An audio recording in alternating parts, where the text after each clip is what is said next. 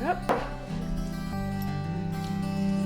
My name is Julie Winokur. I'm 42 years old. I live in New Jersey and I'm a filmmaker.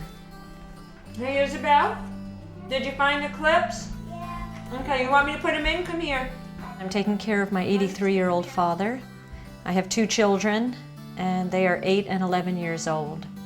My name is Ed Kashi. I'm 48 and I'm a photojournalist. We lived in California, we lived in San Francisco, and my father was living in New Jersey. We uprooted our lives, our children, our business, and we moved at 3,000 miles in order to be there to support my father. It's a huge sacrifice at a time in my life that I feel like it's like a prime time of my life, and I basically gave it away. I'm doing yoga in the living room. You gonna come do yoga? Oh, you got that Einstein look going. You didn't tell me you were a mad scientist. I am part of the sandwich generation. It's people who are taking care of their children and taking care of their parents. And apparently I'm one of something like 20 million Americans who find themselves in that position. And it really wasn't part of our plan. My father is 83 and he has dementia. And the dementia is presenting more and more every day. He has good days, he has bad days, he has days where we kind of have the old Herbie back and he cracks some jokes. You notice I can... You must not, I'm teaching how to duck and weave. The swing of it to hit me, huh? Yeah, exactly. And then we have days where he just rambles incoherently and nobody has any idea where his mind is. We'll see if you're up to it, we'll go take a walk again. Okay? Did you pick eggs up? Eggs? I think we've got eggs. My husband, Ed, and I did a long-term project called Aging in America. It gave us a lot of insight into what the aging process is about. In one way, I can see all the gifts bearing fruit from what I learned as a journalist in terms of how to care for him, how to touch him, how to react to ways he might behave. Now, I'm comfortable with that stuff because I understand it. Maybe it's also because I'm a parent. Ed and I really thought we knew what we were doing. We really felt like experts, quote-unquote experts. We'd seen a lot of aging. We saw what it meant to take care of an older person. We really felt like we knew the score. But I think until you're having to deal with it yourself and set up all of the support services yourself, nobody's prepared. Okay, go ahead, you can sit down. Oh! Are you okay? Yeah. All right. My dad needs help shaving, bathing, dressing, getting his shoes on and off. He has to be given pills twice a day. His meds need to be managed so we get the right pills at the right times. His physical needs are actually going to get greater as time goes on. Do you have it? I want you to do it yourself. As much as you can, you do yourself. Good. He's a lovely man, and he's an unassuming person, and he's a great presence in the house, and I'm really happy my kids are going to be exposed to that, but it has added a layer of noise in our lives. Listen to me. Isabel, I need your help. My mom and dad have been much more stressed out because there's more things to do in the house. And I think that Poppy's a lot of work. I think it's good that he's living at our house because he's getting old, so we can take care of him better. It's pretty cool having my grandpa in the house with us, but it's a little stressful for my parents. I'm always struggling with the feeling that I don't have enough time and attention to pour on the children. I'm really scared that they're going to feel like the day Poppy moved in is when they lost Mommy and Daddy. Trying to parent through this is overwhelming, and frankly, if it wasn't for Debbie Robertson, who is an au pair who we have from South Africa, I don't know how we would get through this time. I really couldn't handle this alone, and I need my husband's emotional support for this. Even though it's mostly women in the position I'm in where they're taking care of kids and parents. Okay. I think that today men are being asked a lot more to participate. You know, the role of men is changing dramatically. And especially when, you know, my husband and I both work. It's not like I'm a stay-at-home mom. I'm not a stay-at-home caregiver. I feel pretty tightly wound. Pretty tightly wound. I feel like I'm going to start having convulsions soon. There's not a single minute of the day that somebody doesn't need something from me.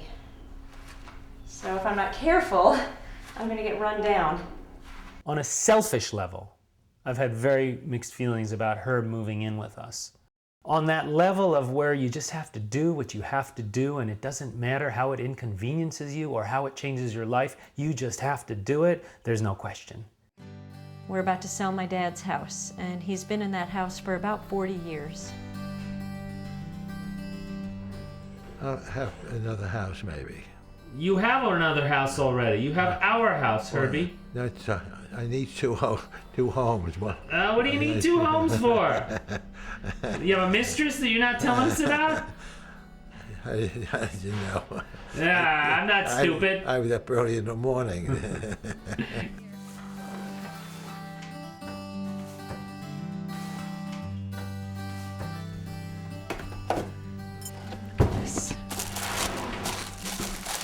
Look at that, my point shoes. Yesterday I had haulers in, and we moved a lot of stuff out of my dad's house. And unfortunately Dad was there the whole day, so he had to witness his house being dismantled. And I think it took a huge toll on him.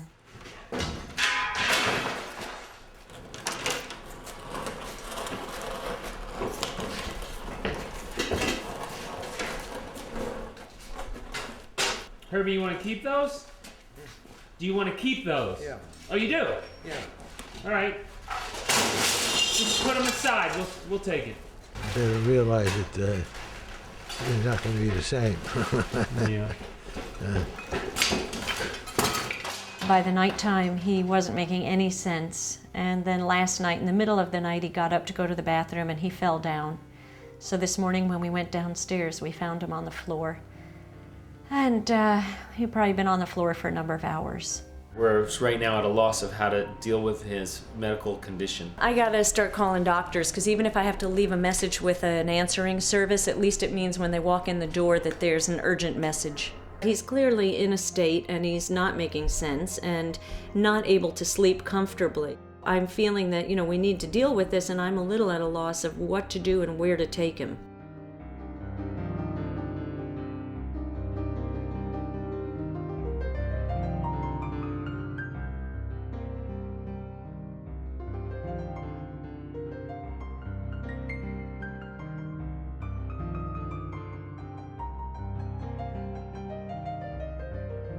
Herb has gone into a free fall since he went into the hospital. It is very clear that the hospital does not actually really care about him. He is very low priority because of his age, because of his condition. It's become startlingly clear to me. All I'm thinking is, get him home, get him around loved ones, make sure he eats, make sure he's stimulated. Who cares what the diagnosis is? You know, I don't know how long we will be able to handle it at home, quite honestly. I don't know how we're gonna function and, you know, maintain our lives, you know, as he slips. We're in a period now of tremendous tumult. I'm hoping that once the dust settles, that we are in a position where we have the care we need for Herbie, and then Julie and I can get back to some semblance of our lives. I can totally respect and appreciate anybody who says, I don't want to have my parent come live with me because I couldn't handle it. I understand that. There are days where I feel that way. I kind of wish this problem would just go away. There is a part of me that thinks, God, wouldn't it just be easier if he passed now? But you know, every time I'm around him, when he shows the spirit to live, it's like that's all I need to see. And then that whole, it's like the parent part of me kicks in, where it's sort of like, okay, whatever you need. Whatever you need.